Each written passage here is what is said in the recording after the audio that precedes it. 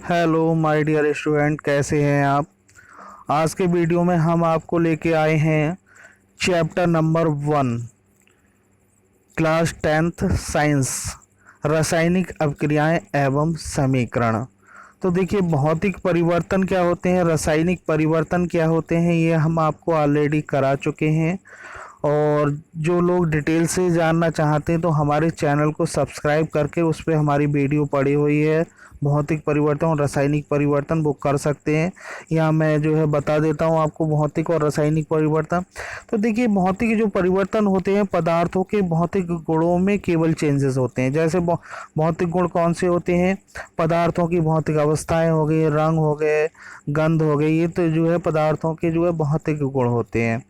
और जबकि रासायनिक गुण, ताप में परिवर्तन, उसके जो है रासायनिक गुणों में जो है उसकी गुणों में परिवर्तन, ये सब जो है रासायनिक परिवर्तनों के अंतर्गत आते हैं। और रासायनिक परिवर्तनों में जो है रासायनिक अभिक्रियाएं होती हैं। तो कि देखिए, यहाँ स्टार्टिंग हम करेंगे रासायनिक अभिक्रियाओं को। वीडियो लास्ट तक देख लीजिएगा। इसमें जो है हम इस चैप्टर के प्रत्येक क्वेश्चन को कराएंगे, प्रत्येक टॉपिक को कवर कराएंगे, ठीक है। तो रासायनिक अपक्रियाएं वे प्रक्रियाएं हैं जिनमें नए गुणधर्मों के साथ में नए पदार्थ बनते हैं। उदाहरण जैसे दूध से दही बनाना हो गया, भोजन का पकाना हो गया, और मैग्नीशियम रेवन को वायु में जलाने पर मैग्नीशियम ऑक्साइड का निर्माण हो गया। अब जैसे दूध से दही बन गया, दूध से दही बन गया, दही से दूध बना सकते हो नहीं। भोजन को पका दिया आपने, चावल पका दिए, दोबारा जो है आप जो है चावल बना सकते हो नहीं, जो है। ऐसी मैग्नीशियम रिबन को अगर वायु में जला दिया है, मैग्नीशियम ऑक्साइड बना दिया, तो मैग्नीशियम ऑक्साइड से दोबारा मैग्नीशियम रिबन नहीं जला सकते। कुल मिला के हम ये कह सकते हैं कि रासायनिक जो अपक्रियाएं होती हैं, रासायनिक जो परिवर्तन होते हैं, वो अनुत्क्रमणीय होते हैं, यानी कि दोबारा से जो है अभिकारकों में नहीं परिवर्तित किया जा सकता। अब रासायनिक अपक्रियाओं के अभिलक्षण क्या होते हैं, रासायनिक अपक्रियाओं के अभिलक्षण कह लीजिए या लक्षण कह लीजिए। तो रासायनिक अपक्रियाओं के प्रमुख अभिलक्षण निम्नलिखित हैं। नंबर 1, गैस का उत्सर्जन। गैस का उत्सर्जन जैसे जिंक तथा तनु सल्फ्यूरिक अम्ल के बीच रासायनिक अभिक्रियाओं में हाइड्रोजन गैस निकलती है। ये नंबर 2, तापमान में परिवर्तन जैसे चूने तथा पानी के अपक्रिया अपक्रिया से बुझा हुआ चूना बनता है तथा काफ़ी मात्रा में ऊर्जा निर्मुक्त होती है। जैसे आपने देखा होगा, अगर किसी जो है हम मटके में या बाल्टी में अगर चूना डाल दें, ऊपर से पानी डाल दें, तो जो है एकदम पानी बहुत ज़्यादा गर्म हो जाता है, तो उसके ताप में परिवर्तन हुआ ना। तो यहाँ ये रासायनिक परिवर्तन के लक्षण है। अपक्षेप का बनना क्या होता है, जैसे जो है आप दूध में फिटकरी डाल देते तो कहते हैं ना दूध फट गया, तो फट क्या गया, उसका जो है जो ठोस कण हैं वो इकट्ठे होकर एक जगह इकट्ठे हो जाते हैं, तो उसे कहते हैं दूध का फटना। इसी तरह का होता है अवक्षेप का बनना। जैसे लेड नाइट्रेट और पोटेशियम आयोडाइड के बीच रासायनिक अपक्रिया से लेड आयोडाइड के पीले अपक्षेप बनते हैं, यानी कि जो उसके ठोस कण थे, सॉलिड जो पार्टिकल्स थे, वो इकट्ठे होकर के जो है अलग हो गए। अवस्था में परिवर्तन, कार्बन मोनोऑक्साइड गैस तथा हाइड्रोजन गैस की अपक्रिया से मेथेनॉल द्रव बनना। तो अवस्था में परिवर्तन ये जो है आपका भौतिक जो है परिवर्तन में भी होता है, रासायनिक परिवर्तन में होता है। रंग में परिवर्तन, जैसे लोहे में जंग लग गई, जो है उसका जो है कलर ही चेंज हो गया, तो ये भी जो है आपका क्या है, रासायनिक परिवर्तन है। अब देखिए, रासायनिक समीकरण किसे कहते हैं। रासायनिक समीकरण किसी रासायनिक अभिक्रिया का प्रतीकों और सूत्रों द्वारा निरूपण रासायनिक समीकरण कहलाता है। जैसे मैग्नीशियम रिबन को आपने वायु में जलाया और जलाने के बाद में मैग्नीशियम ऑक्साइड का निर्माण हुआ। इस रासायनिक अपक्रिया को रासायनिक समीकरण के रूप में इस प्रकार लिख सकते हैं, जैसे मैग्नीशियम प्लस ऑक्सीजन। यहाँ ए से मतलब है आपका एरो, यानी कि इस तरह से तीर लगाना। अब एरो के बाद में क्या बना, यहाँ पर मैग्नीशियम ऑक्साइड बना। तो आप इसे कैसे कर सकते हो, मैग्नीशियम को Mg उसका प्रतीक लिख दीजिए, ऑक्सीजन का O2 प्रतीक लिख दीजिए, फिर यहाँ पर ए का मतलब है तीरा, फिर इसके बाद में लिख दीजिए MgO मैग्नीशियम ऑक्साइड। ठीक है, इस प्रकार से लिखना। अगली देखिए, अभिकारक और उत्पाद क्या होते हैं। तो हम आपको बता दें कि जो तीरा लगाते हो आप, एरो लगाते हो, तीरा लगाते हो इस तरह से बीच में, तो उससे पहले जो लगाते हो वो आपके अभिकारक होते हैं और तीरा के बाद में जो बनते हैं वो आपके उत्पाद होते हैं। यानी किसी भी रासायनिक अभिक्रिया में जैसे जो आपने हाइड्रोजन और ऑक्सीजन को मिला करके, यानी H2 और ऑक्सीजन को मिला करके आपने जो है जल बनाया, H2O जल बनाया, तो यहाँ पर H2 और O2 ये आपकी जो है अभिकारक हो गया और जो जल बना है ये आपका उत्पाद हो गया। ठीक है, इसी प्रकार जो रासायनिक अभिक्रिया में भाग लेते हैं, जो रासायनिक अभिक्रिया में भाग लेते हैं वो अभिकारक कहलाते हैं। रासायनिक अभिक्रिया के परिणाम स्वरूप उत्पन्न नए पदार्थ उत्पाद कहलाते हैं। उदाहरण, रासायनिक अभिक्रिया मैग्नीशियम प्लस ऑक्सीजन जो है रासायनिक अभिक्रिया मैग्नीशियम और ऑक्सीजन क्या अभिकारक है, मैग्नीशियम ऑक्साइड क्या है, एक उत्पाद है, जबकि मैग्नीशियम ऑक्साइड जो है क्या है, उत्पाद है। अच्छा, संतुलित रासायनिक समीकरण क्या होती है? देखिए आपका एक नियम है द्रव्यमान संरक्षण का नियम, शायद आपने पढ़ा हो। द्रव्यमान संरक्षण का नियम कहता है कि अभिक्रिया में जो है किसी भी रासायनिक अभिक्रिया में किसी पदार्थ को ना ही नष्ट किया जा सकता है ना ही उत्पन्न किया जा सकता है। तो उसके अनुसार जो है यहाँ पर जितने अणु परमाणु अगर भाग लेते हैं तो उतने ही उत्पादों की तरफ भी होना चाहिए। यहाँ पर हाइड्रोजन 2 है तो यहाँ पर ही हाइड्रोजन 2 होना चाहिए, यहाँ Zn 1 है तो यहाँ पर भी Zn 1 होना चाहिए, यहाँ SO4 1 है तो यहाँ पर ही SO4 1 होना चाहिए। तो ये समीकरण कहलाती है संतुलित, यानी कि इस तीर, ये जो तीर है ना यहाँ पर, ये ए का मतलब तीर है एरो, यहाँ तीर है ये आपका, ये तीर है, तो तीर से इधर और इधर दोनों तरफ जो है परमाणुओं और अणुओं की संख्या अगर बराबर है तो आपकी संतुलित रासायनिक समीकरण है। देखिए इसकी डेफिनेशन क्या करिए, ऐसा रासायनिक समीकरण जिसमें अभिकारकों और उत्पादों में प्रत्येक तत्व के परमाणुओं की संख्या बराबर हो संतुलित रासायनिक समीकरण कहलाती है। ये तो आपकी संतुलित रासायनिक समीकरण हो गई। अब देखिए असंतुलित की बात कर रहे हैं। असंतुलित रासायनिक, ऐसा रासायनिक समीकरण जिसमें अभिकारकों और उत्पादों में एक या एक से अधिक तत्वों के परमाणुओं की संख्या असमान होती है, यानी बराबर नहीं होती है, असंतुलित रासायनिक समीकरण कहलाती है। अब देखिए उदाहरण के लिए यहाँ पर जो है, यहाँ पर Mg है प्लस O2 है, बीच में जो है तीरा है, तीरा के बाद में क्या बना है, MgO बना है, तो यहाँ पर Mg 1 है, यहाँ पर भी 1 बराबर है, यहाँ ऑक्सीजन 2 है, इधर ऑक्सीजन 1 ही है। ठीक है, यानी कि यहाँ पर ऑक्सीजन जो है आपका 1 ही है, तो ये क्या है, असंतुलित रासायनिक समीकरण है।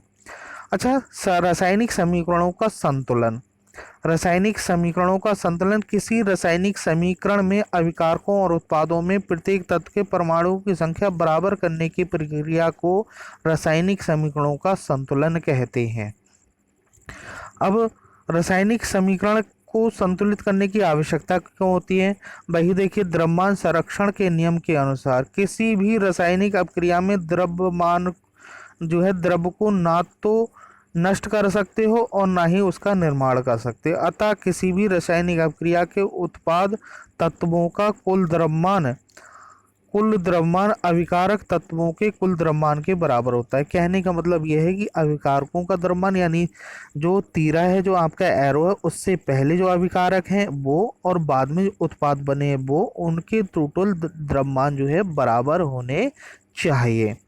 अतः रासायनिक अभिक्रिया के पहले और उसके पश्चात प्रत्येक तत्व के परमाणु की संख्या समान रहती है, इसलिए हमें कंकाली समीकरण को संतुलित करना आवश्यक है। अब आप समझे क्यों आवश्यक है? क्योंकि जो है कोई भी पदार्थ ना ही नष्ट होता है ना ही उत्पन्न होता है, तो भैया जितना पहले होंगे तीरा से उतने ही बाद में हमें लिखने पड़ेंगे। अब रासायनिक समीकरण लिखने के निर्देश देखिए कैसे लिखते हैं। तो रासायनिक समीकरण को लिखने के लिए समीकरण में सर्वप्रथम अभिकारक लिखकर बीच में तीर का निशान लगाया जाता है और उसके बाद में उत्पाद लिखे जाते हैं। यानी कि यहाँ पर देखिए, पहले हमने ये अभिकारक लिख दिए, फिर एरो यहाँ पर ऐसे करके तीर लगाते हैं, उसके बाद में लिखेंगे यहाँ पर CO2, ऐसे लिखते हैं। अब देखिए, अभिकारकों और उत्पादों की संख्या एक से अधिक होने पर उनके बीच जोड़ चिन्ह यानी प्लस का निशान लगाया जाता है। अगर यहाँ पर देखिए अभिकारक जो है एक से ज़्यादा है तो दोनों को लिख के बीच में जो है प्लस का निशान लगा देंगे, और यहाँ पर एक ही है तो इसमें जो है ऐसे लगा देंगे, क्योंकि कार्बन डाइऑक्साइड जो है ये गैस का एक ही अणु कहलाता है। अगला, रासायनिक समीकरण को संतुलित करना आवश्यक है। रासायनिक समीकरण को संतुलित करते समय हम किसी भी तत्व या यौगिक का सूत्र परिवर्तित नहीं कर सकते, समझे। यहाँ पर अगर जैसे यहाँ पर CO2 अगर लिखा हुआ है तो CO2 रहेगा, इसके आगे संख्या कम या ज़्यादा करके उसको संतुलित कर सकते हो। रासायनिक समीकरणों को संतुलित करते समय हम किसी भी तत्व या यौगिक का सूत्र परिवर्तित नहीं कर सकते। छोटे रासायनिक समीकरणों को हल करने के लिए हम हिट एंड ट्रायल विधि का प्रयोग करते हैं। तो देखो, हिट और ट्रायल विधि क्या होती है कि सूत्र परिवर्तित ना करके हम उसके आगे संख्या की घटा बढ़ी कर सकते हैं, ये हिट एंड ट्रायल होती है। मैं आगे बताऊंगा कैसे। समीकरण को संतुलित करने के बाद में अभिकारक और उत्पादों की भौतिक अवस्था को बताने के लिए उनके साथ कोष्ठक में ठोस के लिए S लिखते हैं, द्रव के लिए L लिखते हैं, गैस के लिए G लिखते हैं। ठोस के लिए नीचे को ऐसे तीरा भी लगा सकते हैं, गैस के लिए ऊपर भी जो ऐसे तीरा लगा सकते हैं, और जो है अगर जलीय विलयन है तो जलीय विलयन के लिए एक्वा यानी AQ लिखते हैं, एक्वस जो है इस तरह से। तो ये उसकी अवस्था बताती है। जैसे अब ये है CaO, बुझा हुआ चूना है, कैसा होता है, ठोस होता है, S लिख देंगे। यहाँ पर H2O जल है, तो जल क्या होता है, लिक्विड होता है, तो इसके आगे L लिख देंगे ब्रैकेट में। CaOH का होल टॉइज, ये बुझा हुआ चूना है, जलीय विलयन है, तो इसके आगे लिख देंगे AQ। इस तरह से अवस्था परिवर्तन जो है अवस्था को दर्शाते हैं।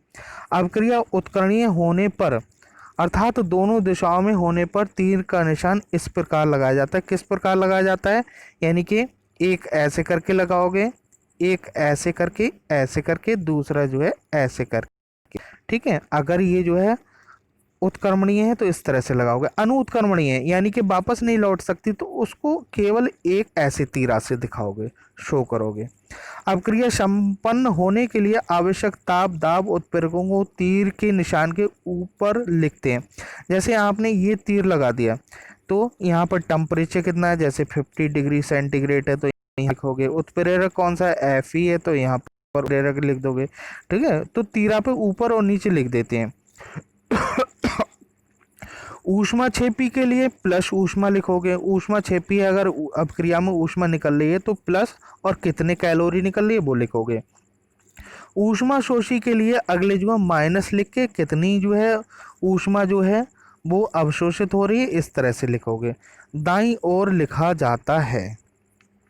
अगला, रासायनिक समीकरण की विशेषताएं। अभिकारक और उत्पाद के बारे में संपूर्ण जानकारी जैसे अणुओं की संख्या, द्रव्यमान आदि मिलती है। पदार्थों की भौतिक अवस्था के बारे में जानकारी प्राप्त होती है। अभिक्रिया संपन्न होने के लिए आवश्यक ताप दाब उत्प्रेरक आदि की जानकारी मिलती है। रासायनिक अभिक्रिया का ऊष्माक्षेपी, ऊष्माशोषी या उत्क्रमणीय होने का पता लगता है। तो ऊष्माक्षेपी क्या है, वह अभिक्रिया जिसमें ऊष्मा निकलती है। ऊष्माशोषी क्या है, वह अभिक्रिया जिसमें ऊष्मा का शोषण होता है। उत्क्रमणीय क्या है, ऐसी अभिक्रिया जो दोनों दिशाओं में चल सकती है। अनुत्क्रमणीय क्या है, जो केवल एक ही दिशा में ऐसे चलती है। तो ये सब हमें जानकारी मिल जाती है। अब देखिए,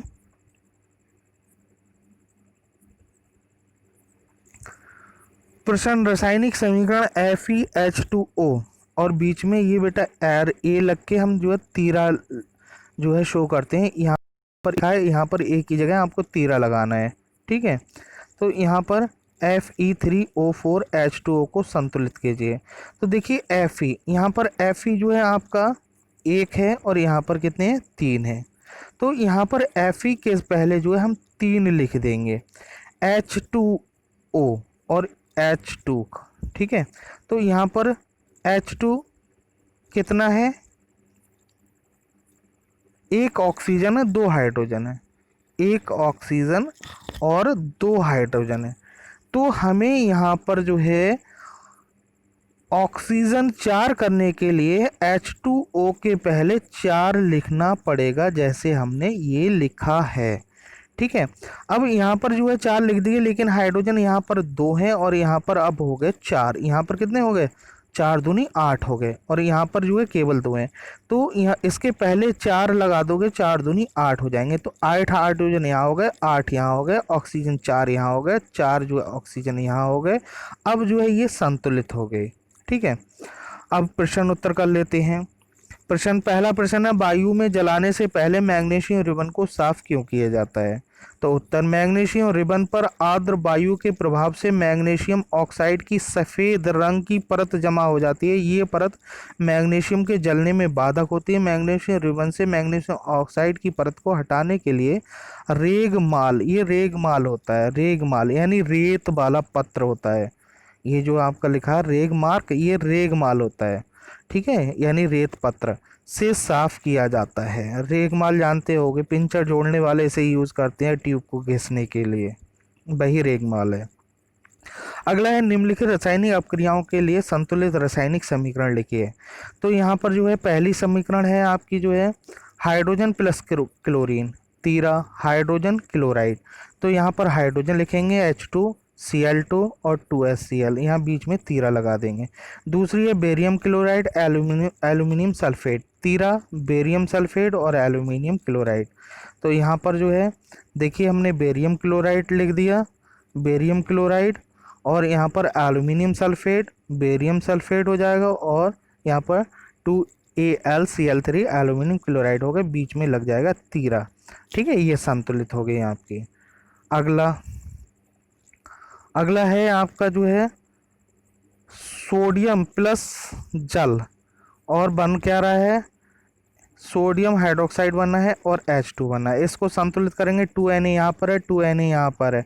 OH की बात करेंगे तो ऑक्सीजन यहाँ पर 2 है, क्योंकि ये पहली वाली गुणा मानी जाती है, 2 है। यहाँ पर भी ऑक्सीजन 2 है, तो 2 ऑक्सीजन बराबर हो गए। यहाँ पर हाइड्रोजन 4 हैं, तो हाइड्रोजन 2 यहाँ पर हैं और 2 यहाँ पर है, 4 पूरे हो गए। ठीक है, अगला, निम्नलिखित अभिक्रियाओं के लिए उसकी अवस्था के संकेतों के साथ संतुलित रासायनिक समीकरण लिखिए। देखिए आप जो है वीडियो रोक रोक के भी देख सकते हैं, और जो है वीडियो को चलाकर स्क्रीनशॉट मार करके आप जो है नोट कर सकते हैं। जो है साथ में जो है मैं PDF फाइल भी इसमें जो है डाल दूंगा, आप PDF फाइल भी देख सकते हो। जो है तो पहला, जल में बेरियम क्लोराइड तथा सोडियम सल्फेट से विलीन अपक्रिया करके सोडियम क्लोराइड का विलयन तथा अघुलनशील बेरियम सल्फेट का अपक्षेप बनाते हैं। तो ये आप जो है किस तरह से लिखना है, यानी बेरियम क्लोराइड और सोडियम सल्फेट, ये जो है आपका बेरियम क्लोराइड हो गया और सोडियम सल्फेट हो गए। ठीक है, तो ये जो है बेरियम सल्फेट का ये अपक्षेप बन गया, और सोडियम क्लोराइड जो है ये जल में घुला हुआ है। अगला वाला है यहाँ पर सोडियम हाइड्रोक्साइड का विलयन जल में, यानी सोडियम हाइड्रोक्साइड क्या है? जल में। जल ये विलयन कैसे लिखते हैं? एक यू से। और हाइड्रोक्लोरिक अम्ल, हाइड्रोक्लोरिक अम्ल ये हो गया आपका। ठीक, से अपक्रिया करके क्या बनता है? सोडियम क्लोराइड का विलयन और जल बनते हैं। तो सोडियम क्लोराइड ये बन गया और जल ये बन गया। ठीक, अगला क्वेश्चन, संतुलित रासायनिक समीकरण क्या है? रासायनिक समीकरणों को संतुलित करना क्यों आवश्यक है? ये मैं पहले ही आपको करा चुका हूँ। ठीक है, इसका आंसर जो है आप पीछे देख सकते हैं। प्रश्न नंबर 5 है, निम्न कथनों का रासायनिक समीकरण के रूप में अनुवाद कर उसे संतुलित कीजिए। तो ये देख लिए क्या क्या लिखा हुआ है। नाइट्रोजन प्लस हाइड्रोजन गैस के संयोग से क्या बन रही है? अमोनिया बन रही है। ठीक है, यहाँ पर देखिए नाइट्रोजन प्लस हाइड्रोजन के संयोग से क्या बन रही है? अमोनिया बन रही है। अगला देखते हैं नंबर 2 जो है हाइड्रोजन सल्फाइड गैस का वायु में दहन होने पर जल एवं सल्फर डाइऑक्साइड बन रहा है। ठीक, तो यहाँ पर हाइड्रोजन और ऑक्सीजन के संयोग से जो है हाइड्रोजन सल्फाइड और ऑक्सीजन, इसके संयोग से क्या बनना है? यहाँ पर जो है जल बनना है और सल्फर डाइऑक्साइड गैस बन रही है। ठीक, यहाँ पर सी क्या है आपका? सी जो है एल्यूमिनियम सल्फेट का जलीय विलयन और बेरियम क्लोराइड का जलीय विलयन जो है ये क्या बना रहा है, एल्यूमिनियम क्लोराइड बना रहा है 2AlCl3 और बेरियम सल्फेट का अपक्षेप बन रहा है। ठीक है, इसे नोट कर लीजिएगा। अगला है आपका पोटेशियम धातु जल के साथ अपक्रिया करके पोटेशियम हाइड्रोक्साइड और हाइड्रोजन गैस प्रदान करते हैं। बेटा वीडियो बहुत लंबी जाने वाली है क्योंकि पूरा चैप्टर आपको करा रहे हैं, तो पूरी जो है वीडियो आप देखते रहिए। अगर आप जो है देखते देखते बोर हो गए हैं तो वीडियो को डाउनलोड मार लीजिए, थोड़ा रुक के देख लीजिएगा, लेकिन बेटा आपको पूरा चैप्टर करना है तो देखनी ही पड़ेगी, है नहीं बेटा। और चैनल को जो है अगर वीडियो अच्छी लग रही है तो प्लीज़ लाइक और सब्सक्राइब ज़रूर कर लीजिए। सब्सक्राइब करने के लिए आपके वीडियो के नीचे रेड कलर का बटन दिखाई दे रहा है सब्सक्राइब, उसे दबा दीजिए। अगला प्रश्न नंबर 6 क्या है, निम्न रासायनिक समीकरण को संतुलित कीजिए। ठीक है, समीकरण को संतुलित आपको पहले ही करा चुके हैं, ज़्यादा आवश्यकता नहीं है, ये भी छोड़ देते हैं। प्रश्न नंबर 7 ऐसे देख लीजिएगा, उसके बाद में आप जो है यहाँ नोट कर लीजिएगा, ये आपके आंसर हैं। ठीक है, अगला है ऊष्माक्षेपी एवं ऊष्माशोषी अपक्रिया। आपको पहले ही बता चुके हैं, ऊष्माशोषी वे अपक्रियाएं जिनमें उत्पाद के निर्माण के साथ साथ ऊष्मा निकलती है या ऊष्मा उत्पन्न होती है, ऊष्माक्षेपी अपक्रियाएं कहलाती हैं। जैसे यहाँ पर मीथेन को अगर हमने ऑक्सीजन की उपस्थिति में जलाया तो तीरा के बाद में हमारा क्या बनना है, CO2 बनना है, 2H2 बनना है, प्लस में ऊष्मा मिलेगी, तो ऊष्मा निकल रही है, ये ऊष्माक्षेपी अपक्रिया है। अगला, श्वसन भी ऊष्माक्षेपी अपक्रिया है क्योंकि श्वसन के दौरान हमारे शरीर की कोशिकाओं में ग्लूकोज और ऑक्सीजन से संयोग करके ऊर्जा उत्पन्न होती है, तभी तो हम लोग सांस लेते हैं, श्वसन करते हैं, क्यों, हमारी बॉडी को ऊर्जा चाहिए। ये क्वेश्चन अलग से आ जाता है कि जो है कारण सहित स्पष्ट कीजिए कि श्वसन एक ऊष्माक्षेपी अपक्रिया है। तो इस कंडीशन में बेटा आपको इतना जो है आपको आंसर लिखना पड़ेगा। देखिए, ये ग्लूकोज का सूत्र है C6H12O6, ये ऑक्सीजन के साथ क्रिया हुई, ये तीरा लगाने के बाद में CO2 बची, जो हम मुंह से सांस लेने के बाद में निकालते हैं। कौन सी गैस निकालते हैं, कार्बन डाइऑक्साइड गैस निकालते हैं, जल बनता है और ऊर्जा बनती है। क्या बनती है, ऊर्जा बनती है। तो ये ऊष्माक्षेपी अपक्रिया हो गई। अब देखिए ऊष्माशोषी अपक्रिया क्या है, जिन रासायनिक अपक्रियाओं में उत्पाद निर्माण के साथ साथ ऊष्मा भी अवशोषित होती है, ऊष्माशोषी अपक्रियाएं कहलाती हैं। अब जैसे या तो इनमें जो है आप ऊष्मा जो है पहले अभिकारक की तरफ प्लस करके लिख दीजिए, अगर इधर नहीं लिखते हो तो इधर माइनस लगा करके ऊष्मा आपको लिखना पड़ेगा। ठीक है, या बाद में लिख रहे हो माइनस लगा के लिखिए, और अभिकारकों की तरफ लिख रहे हो तो पहले ऊष्मा प्लस लगा के अभिकारकों की तरफ लिख दीजिए, सही माना जाएगा। तो देखिए सोडियम कार्बोनेट है, इसका जो है हमने जो है ऊष्मा यानी इसे गर्म किया, तो ऊष्मा दी ना इसे, अगर हमने गर्म किया तो इसे ऊष्मा दी हमने, गर्म किया, तो ये कैल्शियम ऑक्साइड में और कार्बन डाइऑक्साइड में अपघटित हो जाती है। ऐसी जो है N2O2 को अगर हमने गर्म किया, ऊष्मा दी, तो ये 2NO यानी नाइट्रिक ऑक्साइड बना लेती है इस तरह से। और एक ही जगह यहाँ पर बेटा एक ही जगह तीरा लगाते जाना सब में जो है। अब देखिए अभ्यास के फिर हम ऊष्माक्षेपी ऊष्माशोषी अपक्रिया का क्या अर्थ है, उदाहरण सहित दीजिए, अभी करा दे। शोषण को ऊष्माक्षेपी अपक्रिया क्यों कहते हैं, वर्णन कीजिए, ये भी ऊपर अभी मैंने बताया। ठीक है, अब देखिए रासायनिक अपक्रियाओं के प्रकार। तो रासायनिक अपक्रियाएं निम्नलिखित प्रकार की होती हैं। नंबर 1 संयोजन। संयोजन क्या होता है, यानी जुड़ना। जब दो या दो से अधिक पदार्थ जोड़ करके एक उत्पाद यानी एक प्रोडक्ट बनाते हैं, संयोजन अपक्रिया होती है। कौन कौन सी अपक्रिया, संयोजन, वियोजन, विस्थापन और द्विविस्थापन अपक्रिया, और अपचयन और उपचयन अपक्रिया। तो यहाँ पर बात करेंगे संयोजन अपक्रिया की। अपक्रियाएं वे अपक्रियाएं जिनमें दो या दो से अधिक अभिकारक मिल करके यानी जुड़ करके एक उत्पाद बनाते हैं, संयोजन अपक्रिया कहलाती है। जैसे यहाँ CaO सूखा चूना और जल मिल करके बना लिया बुझा हुआ चूना, ये क्या हो गया, जुड़ गए, तो ये हो गई आपकी संयोजन अभिक्रिया। ऐसे ही दूसरा उदाहरण ले लेते हैं, Mg+O2 जो है जुड़ करके MgO बना रहे हैं, ये भी संयोजन अपक्रिया है जो है। इसी बीच एक क्वेश्चन आ जाता है, सफ़ेदी करने के 2-3 दिन बाद दीवारों पे चमक आ जाती है, क्यों? जो है तो आप जो है लिखेंगे सफ़ेदी। देखिए सफ़ेदी करने के लिए जो है, सफ़ेदी करने के लिए बुझा हुआ चूना इस्तेमाल करते हैं। बुझे हुए चूने का सूत्र क्या होता है? CaO2 जो है। तो इस अभिक्रिया में निर्मित बुझे हुए चूने के विलयन का उपयोग दीवारों पर सफ़ेदी करने के लिए किया जाता है। कैल्शियम हाइड्रोक्साइड वायु में उपस्थित कार्बन डाइऑक्साइड के साथ अभिक्रिया करके कैल्शियम कार्बोनेट की एक परत बना देती है। कैल्शियम कार्बोनेट, जैसे संगमरमर, संगमरमर का भी सूत्र कैल्शियम कार्बोनेट होता है। तो ये परत बना दी, ये परत आपकी चमकती है। इसलिए सफ़ेदी करने के बाद जो है कैल्शियम कार्बोनेट की परत जो है वो चमक जाती है।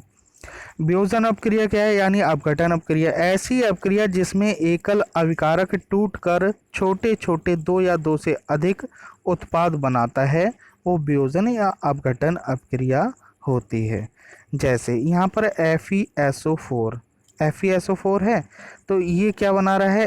Fe2O3 और SO2, SO2 गैस बन रही है, ठीक है, और SO3 भी बन रही है। तो तीन जो है उत्पादों में टूट गया। तो ये जो है वियोजन या अपघटन अपक्रिया है। अपघटन अपक्रिया में अविकारों को तोड़ने के लिए ऊष्मा, प्रकाश या विद्युत ऊर्जा की आवश्यकता होती है। अतः अपघटन अपक्रिया निम्न प्रकार की हो सकती है। अपघटन अपक्रिया कितने प्रकार की हो सकती है? निम्न का। एक तो विद्युत अपघटन। विद्युत अपघटन क्या है? हम जो है विद्युत से उसे जो है क्या कर रहे हैं? गर्म कर रहे हैं।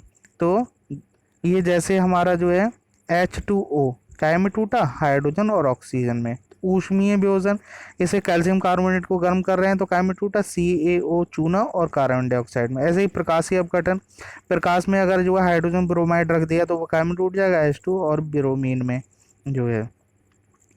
अब देखिए अभ्यास के प्रश्न। वियोजन अपक्रिया को संयोजन अपक्रिया के विपरीत क्यों कहा जाता है? क्यों? क्योंकि वियोजन में क्या है? टूट रहा है। संयोजन में क्या है? जोड़ रहा है। ठीक है। इन अपक्रियाओं के लिए एक एक समीकरण लिखिए, इनमें से लिख सकते हो आप। अगला क्वेश्चन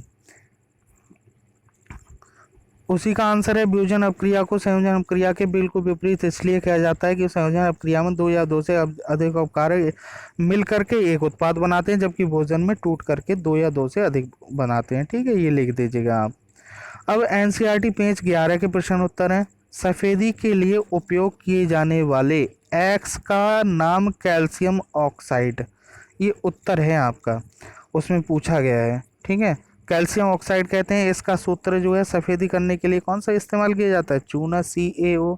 कैल्शियम ऑक्साइड की जल के साथ अपक्रिया भी पूछ रहा है, तो कैल्शियम ऑक्साइड की जल के साथ अपक्रिया क्या होगा? बुझा हुआ चूना बनेगा। ठीक है, ऐसे ही जो है प्रश्न नंबर 2 जो है दूसरा देख लीजिएगा। जल की विद्युत अपघटन रासायनिक अपक्रिया, तो इसमें जो है विद्युत अपघटन रासायनिक अपक्रिया, तो इसमें जो है जल के विद्युत अपघटन से हाइड्रोजन तथा ऑक्सीजन 2:1 में प्राप्त होती है। इसमें हाइड्रोजन गैस की मात्रा ऑक्सीजन की मात्रा से दुगनी होती है। ठीक है।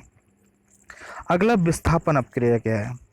तो देखो विस्थापन अपक्रिया क्या होती है, जैसे अगर दो लड़के बैठे हुए हैं, एक लड़का आया, उसने एक को हटाकर उसकी जगह बैठ गया, तो ये क्या हुआ? विस्थापन कर दिया उसने एक दूसरे को। ठीक है, तो जो आया वो ताकतवर ही तो होगा, तभी तभी तो उसने हटा दिया। ठीक है, तो इसी प्रकार ये होता है कि जो ज़्यादा सक्रिय होता है, जैसे कॉपर सल्फेट है, कॉपर सल्फेट से यानी Cu से जिंक जो है वो ज़्यादा सक्रिय रहता है। तो ये Zn जब जाएगा तो कॉपर को हटा देगा, कॉपर को हटा करके खुद SO4 के साथ जुड़ जाता है, कॉपर को विस्थापित कर देता है, अलग कर देता है। तो ऐसी अपक्रिया क्या कहलाती है? विस्थापन अपक्रिया कहलाती है। थ्योरी आप जो है पढ़ लीजिएगा। ऐसी अपक्रिया जिसमें एक अभिकारक के परमाणु समूह का दूसरे अभिकारक के परमाणु या परमाणु समूह से विस्थापित हो जाता है, विस्थापन हो जाता है। इस अपक्रिया में अधिक क्रियाशील धातु कम क्रियाशील धातु को विस्थापित कर देती हैं। ये आप सारणी देख रहे हो, सारणी में सबसे ऊपर क्या है? अधिक क्रियाशील धातुएं, और अधिक क्रियाशील धातु अपने से नीचे वाली को विस्थापित कर देगी। ये लिस्ट को आप एक बार देख लीजिएगा, और याद करने का तरीका आगे दिया है ये आपको। जैसे काना, काना ये है आपका काना, कार मांगे, तो काना से का से पोटेशियम हो गया, ना से सोडियम हो गया, कार से Ca हो गया, मांगे Mg हो गया, Alto Jain Ferrari, Alto Jain Ferrari, तो एल्यूमिनियम जिंक और आयरन हो गया। ठीक है। प्रभु हैं क्यों हजूर आज आओ, प्रभु प्रभु हैं क्यों हजूर आज आओ, तो प्रभु Pb लेड हो गया, है हाइड्रोजन, कॉपर Hg, Ag और Au। ठीक है, इसको एक बार याद कर लीजिएगा, इससे पता लग जाएगा कि कौन सी जो है तत्व या कौन सी धातु दूसरी धातु को विस्थापित कर सकती है। विस्थापन अपक्रिया के ये कुछ उदाहरण दिए हैं, देख लीजिएगा। अच्छा, द्विविस्थापन अपक्रिया क्या है? द्विविस्थापन अपक्रिया वो होती है जो एक गया दूसरे के पास, उसने जो दूसरे को हटाकर उसकी जगह बैठ गया, वो उठा, वो उसके ग्रुप में गया, उसे हटा के। तो यहाँ पर जो है आयनों का एक्सचेंज होता है, यानी आदान प्रदान होता है, अदला बदली होती है। जो वे अपक्रियाएं जिनमें अवकारकों के बीच आयनों का आदान प्रदान हो जाता है उन्हें द्विविस्थापन अपक्रिया कहते हैं। जैसे सोडियम गया इसके पास में, काय के पास में, बेरियम के, बेरियम को हटा दिया, अब बेरियम हटा हुआ जो है SO4 के साथ जुड़ गया, यानी कि यहाँ पर SO4 और Cl, यानी इन्होंने आपस में अदला बदली आयनों की कर ली। देख रहे हो, Na2 के साथ में क्या जुड़ गया, जो है Cl जुड़ गया, Na2 के साथ में Cl जुड़ गया, और B के साथ में SO4 जुड़ गया। यहाँ बीच में लगाना बेटा तीरा, यहाँ पर बीच में तीर लगेगा। ठीक है, द्विविस्थापन अपक्रिया के कुछ अन्य उदाहरण ये हैं। ठीक है, अगला बात कर लेते हैं उपचयन। उपचयन को क्या कहते हैं? ऑक्सीकरण भी कहते हैं। उपचयन को जो है आप ऑक्सीकरण भी कहते हैं, और अपचयन तो है ही है। ठीक है, तो उपचयन जिस रासायनिक अपक्रिया में ऑक्सीजन यानी जोड़ता है, या ऑक्सीजन जैसे अन्य तत्व ले लो, क्लोरीन ले लो, फ्लोरीन ले लो, अगर इस तरह के और भी तत्व जुड़ रहे हैं तब भी ऑक्सीकरण हो रहा है। या हाइड्रोजन निकल रहे हैं, हाइड्रोजन क्या निकल रहे हैं, तब भी ऑक्सीकरण हो रहा है। ठीक है, तो ये सब ऑक्सीकरण कहलाता है। कहने का मतलब ये है कि कोई अगर ऋण विद्युतीय तत्व, ऋण क्या होता है, कर्जदार, ऐसा अगर आपके साथ आके जुड़ रहा है तो आप गरीब हो रहे हो ना। या कोई धनी तत्व हाइड्रोजन जैसा या लिथियम सोडियम जैसा जो निकल रहा है तब भी आप गरीब हो रहे हो ना। अगर धन निकल रहा है यानी धनी तत्व निकल रहा है तब भी गरीब हो रहे हो, और अगर ऋण कर्जे वाला जुड़ रहा है आपसे तब भी गरीब हो रहे हो। तो यहाँ पर क्या हो रहा है, गरीब होने की जो है आप कह लो कि ऑक्सीकरण हो रहा है, यानी कि उपचयन हो रहा है। ठीक है, यानी उपचयन या ऑक्सीकरण बात एक ही, जिस रासायनिक अपक्रिया में ऑक्सीजन का योग है या उसके जैसे तत्वों का योग हो, या हाइड्रोजन का ह्रास यानी कि हाइड्रोजन बाहर निकले या हाइड्रोजन जैसे तत्व बाहर निकले, तो ऑक्सीकरण या उपचयन अपक्रिया कहलाती है। जैसे यहाँ पर Mg के साथ में ये देख रहे हो ऑक्सीजन जोड़ा है, तो इसका जो है Mg का क्या हो गया, ऑक्सीकरण हो गया। सल्फर के साथ में ऑक्सीजन जोड़ा है तो सल्फर का क्या हो गया, ऑक्सीकरण हो गया। जो है ये सब है। ठीक है, ऐसे ही उपचयन अपक्रिया देखते हैं, अपचयन जिस रासायनिक अपक्रिया में उसका उपचयन का जस्ट उल्टा होगा, यानी ऑक्सीकरण का जस्ट उल्टा होगा, तो इसमें क्या है, ऑक्सीजन का ह्रास हो या हाइड्रोजन का योग हो तो अपचयन अभिक्रिया कहलाती है। यहाँ पर उदाहरण देख रहे हैं, Mg के साथ में ऑक्सीजन जोड़ रहा है। ठीक है, तो यहाँ पर ऑक्सीजन जुड़ रहा है, तो यहाँ पर ऑक्सीजन जोड़ना क्या हुआ, यहाँ पर ऑक्सीजन के साथ में Mg जुड़ रहा है तो ऑक्सीजन का यहाँ पर अपचयन हो रहा है, ऑक्सीजन का अपचयन हो रहा है। रिएक्शन वैसी ही है लेकिन यहाँ पर उल्टा है, यहाँ पर ऑक्सीजन का जो है अपचयन हो रहा है और मैग्नीशियम का जो है वहाँ ऑक्सीकरण हो रहा है। क्योंकि भाई कोई लेने वाला होता है तो कोई देने वाला भी होना चाहिए, कोई देने वाला होता है कोई लेने वाला भी होना चाहिए। तो इन अभिक्रियाओं में जनरली क्या है, एक का ऑक्सीकरण होता है तो दूसरे का अपचयन होता है।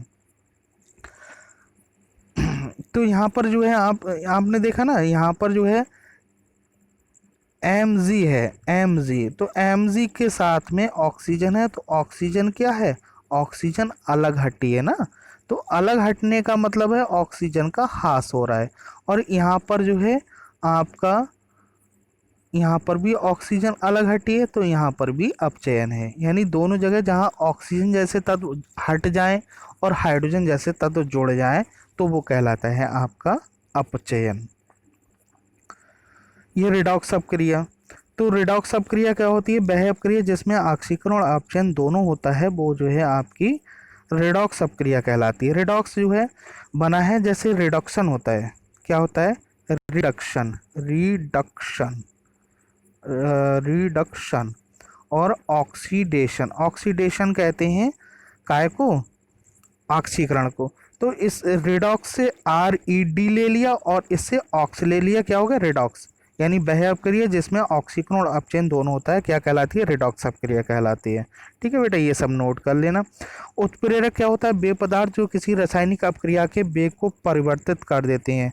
परिवर्तित का मतलब जैसी रासायनिक अपक्रिया जिस वेग से हो रही है तो अपक्रिया को वेग को घटा देते हैं या बढ़ा देते हैं, तो ये रासायनिक जो है क्या कहलाते हैं? उत्प्रेरक कहलाते हैं। अगला क्या है? धातुओं का संक्षारण। धातुओं का संक्षारण क्या है?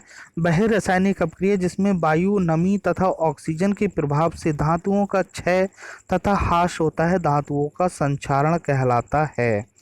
यानी जैसे आपने देखा होगा, अगर लोहा जो है वो बाहर अगर नमी में रखा रहता है तो धीरे धीरे धीरे धीरे वो ऑक्सीजन से क्रिया करके उस पर लाल भूरी परत चढ़ जाती है और धीरे धीरे नष्ट होने लगता है। संक्षारण से नुकसान क्या होता है? संक्षारण के कारण कार के ढांचे, पुल, लोहे की रेलिंग, जहाज धातु, विशेषकर लोहे से बनी धातुएं बहुत क्षति होती हैं और धीरे धीरे क्षति होकर के वो नष्ट हो जाती हैं।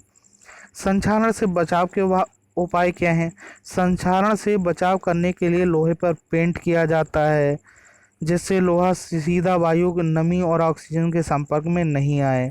इससे जंग लगाने से जो है बचा जा सकता है। अधिक अपक्रियाशील धातु की सतह पर कम अपक्रियाशील धातु की परत चढ़ाई जाती है, जिसे गाल्वेनीकरण कहते हैं। जैसे आपने देखा गाड़ियों के इंजन होते हैं उस पर निकल की परत चढ़ा दी जाती है, तो इससे जो है हम संक्षारण को रोक सकते हैं। विकृत गंधता क्या होती है? जब वसायुक्त अथवा तैलीय खाद्य सामग्री को अधिक समय तक रखा जाता है तब उसका स्वाद और गंध दोनों परिवर्तित हो जाती हैं। आप देखते हैं ना, चिप्स जो अगर रखे रहते हैं तो उनमें बदबू आने लगती है। क्यों बदबू आने लगती है?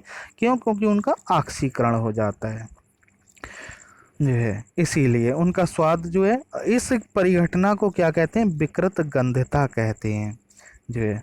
आपने देखा होगा चिप्स वगैरह कुरकुरे के पैकेट आते हैं, फूले रहते हैं, उनमें गैस भरी होती है। क्यों भरी होती है? क्यों? ऑक्सीजन को हटा करके नाइट्रोजन जैसी अक्रिय गैस को, कम क्रियाशील गैस को भर देते हैं जिससे उसका ऑक्सीकरण नहीं होता है। विकृत गंधता के रोकने के उपाय क्या हैं जो है?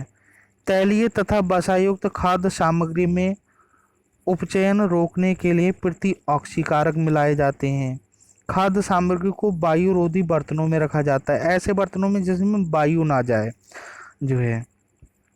चिप्स आदि की पैकिंग करते समय थैली में ऑक्सीजन हटाकर नाइट्रोजन जैसे कम सक्रिय गैस भर देते हैं ताकि चिप्स का उपचयन ना हो सके। अब देखिए NCERT पुस्तक नंबर पेज 15 के प्रश्न का उत्तर है ये।